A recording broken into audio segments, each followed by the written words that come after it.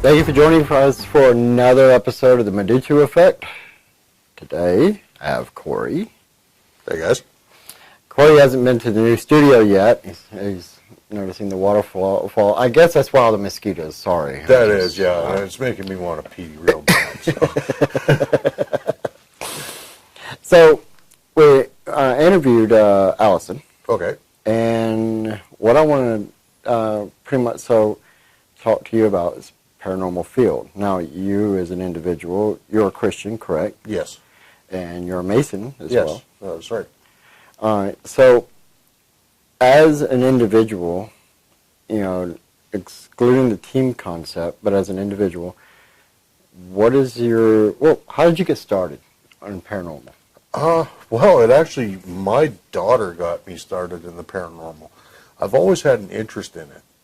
Ever since I was a little kid, my grandmother would tell me stories, and I'd get up really early in the morning with her. We would watch Vincent Price's show, the hilarious House of Frankenstein or Frightenstein.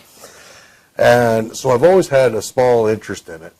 And then it was just there in the background throughout my whole life. And, we'd hear ghost stories about, this place is haunted, that place is haunted. So we would go and check it out. And just basic kid stuff, right?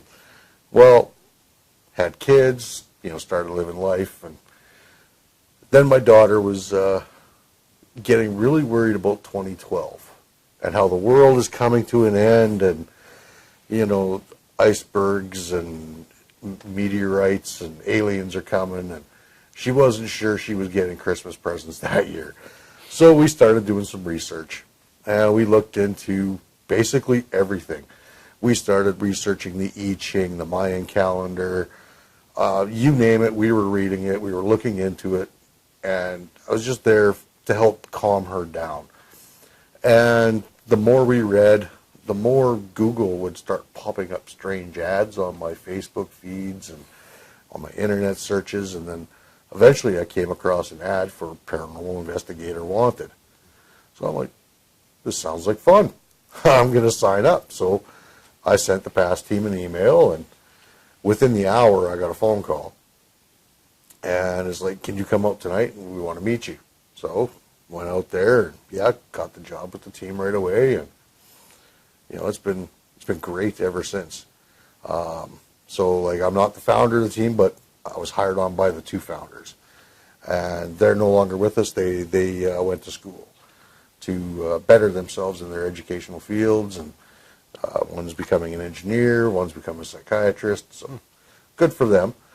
And it's been great ever since then, and my knowledge is growing, and my interest is starting to really grow a lot more day by day.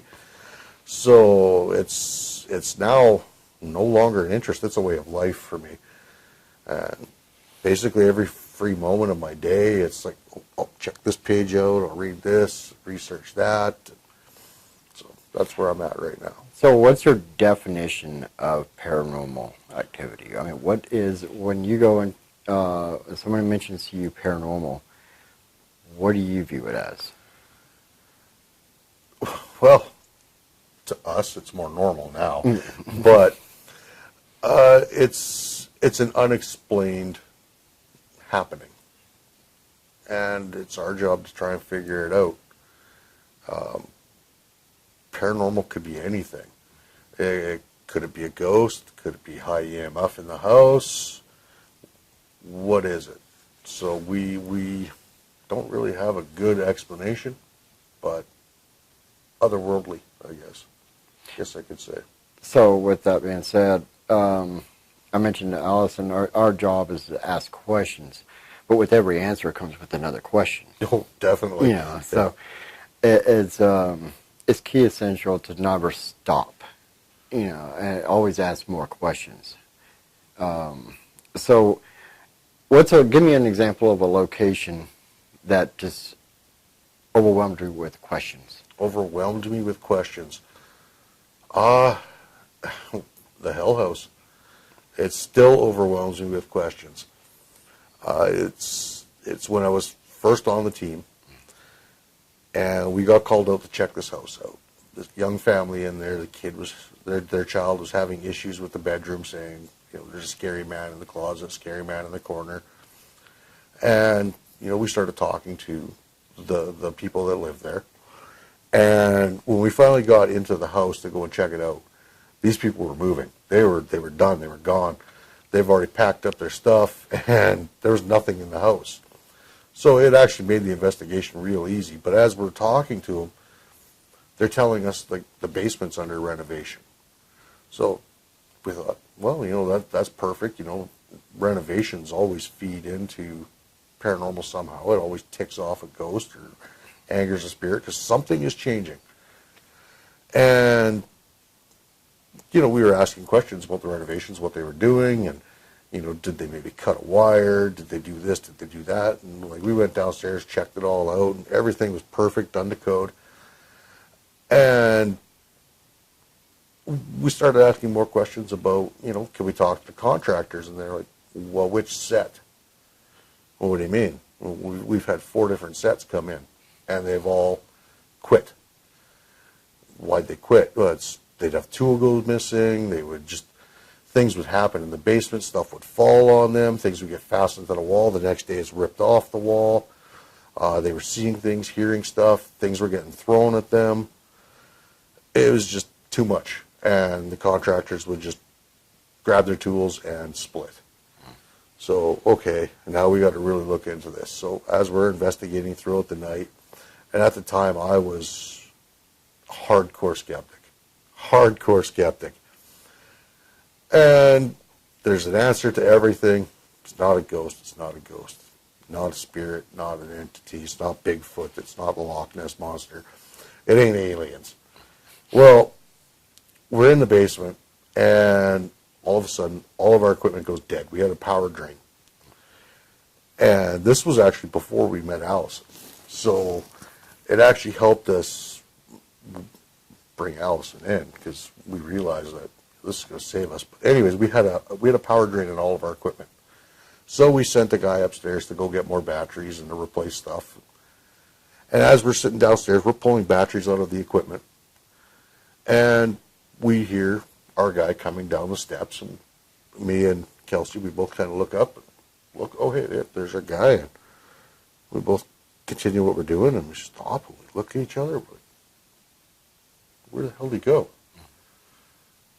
Okay, well, I grabbed the radio. I turned it back on because it still had battery, still had juice. Called him upstairs and said, where'd you go? What are you doing? You were just here. And he's, no, I'm looking for batteries. I haven't left. I'm still at the base. Well, who the hell was that? Okay, something's going on here. And that kind of made me question a lot of things. So I'm like, well, maybe he did come downstairs and he's just pulling my leg. Okay, whatever. So we just kind of keep going throughout the night.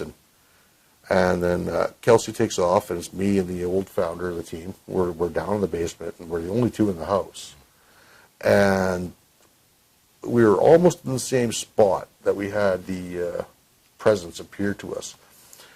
And I asked the question. I can't even remember at this point in time what question I asked. And I'm trying to get a read on the K2 meter. And just as it kind of hits the 3 mark on the K2, right in the center, I felt something grab me. And I jumped. And at the time I jumped, the old lead, it felt like he got electrocuted. He actually ended up dropping stuff. And unfortunately, we can't share any of this footage because they wanted it held in confidence. So that kind of creeped me out a little bit. And there's no way that the founder could have grabbed me because we were about 5-6 feet apart. So that was the night I went from skeptic to believer. But yeah, there's so many questions about that house. Like we actually went back, and we had a whole group of people with us. There was about 15 people with us. And before we could even begin that night, before we had any equipment fired up or anything even out of the cases and bags, there's this black energy ball mist. It kind of floated through the house, and there was a bunch of us. We all just kind of, what is that? And it just disappeared, and everybody in the room was just like, no, okay, we've had enough, we're done. And they left. So And I'm not going to cut you off, but there's something, key point here that you just said, and I want to bring up. There's one thing you didn't do. You didn't scream, "It's a demon," and try to sell merchandise right away based on it. But anyway, sorry. And that's, yeah, we're going to run across negative and positive, and no matter what. But the fact that people label these things in general, because it could be, like Allison said, multidimensional, or, it could be ghost, or it could be whatever the case may be. The very fact that people want to label them so quickly as demons makes it a little unnerving, Well, that's the problem. Hollywood sets everything up, right? Mm-hmm. Everything has to be a demon, and it's got to be the most evil entity they've ever faced because it's all about ratings. Keep it real, Hollywood. Come on. It's ridiculous to think that it's always a demon. Every place is a demon. It's a demon. No, that's ridiculous. The odds of running into a demon are astronomical. It's like going to the local mall and expecting to run into like the Philadelphia Eagles. It's just not going to happen, man. It's not. The odds of it are astronomical. Like, if you look at how many people have roamed the earth since the beginning of time, it's got to be, what, at least 7 billion people since the beginning of time. And now there's 7 billion people on the planet. But if you look at it as there used to be 7 billion souls on this planet, there's only a handful of demons. A handful of angels compared to that number. So what are the odds? Pick up your phone, dial it. Are you going to get a celebrity? Is Tom Cruise going to pick up the phone? No. Now, you mentioned a minute ago that you started off as a skeptic, and it made you a believer. But yet, I've seen you on many investigations to where you've been able to debunk a whole bunch of different things. The door in Ninette, you were able to debunk it. Is the amplifier, me and you debunked that. The whistling at the German club. Right. So being a believer doesn't necessarily mean that you don't want to kind of look for a logical answer. It's if you go into every investigation chasing a ghost, you're going to find your ghost. Agree. No matter what. Because remember that episode? I mentioned that. Yeah, if you're going in there and it's like, oh, I'm dead set. There's a ghost in there. I know there is 100%. There's got to be a ghost. You're going to find a ghost. Something. You're going to create your own ghost. Now, that goes back to what I said in my previous episode, where if you're going in fear-driven, anxiety-driven, or however it may be, you're going to end up finding your ghost and essentially chasing your tail. I mentioned this one time before, and thank you for bringing that up, because it just kind of reiterates what I had already said. Right. So, Cory, real quick, I'm going to show a couple of clips of you. I promise you I won't show clips of you banging your head and walking on tables. And doors. I do that a lot, so it's probably going to be hard for you. Real quick, let's take a look. Okay.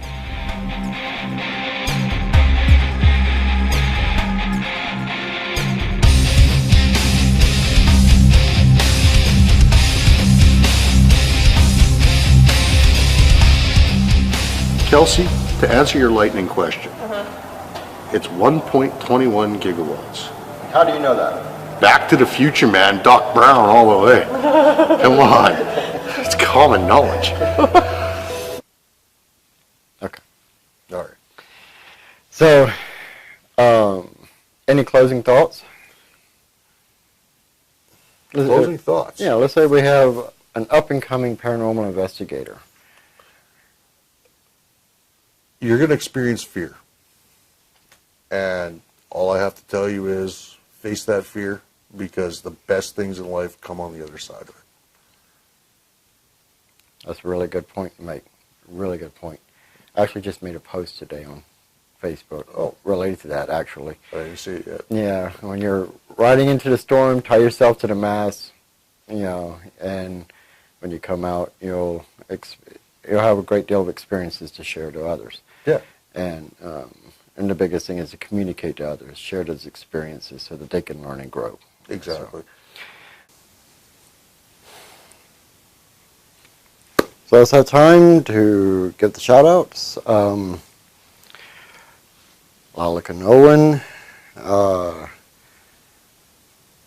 amazing products, from the incense to the candles, very handcrafted.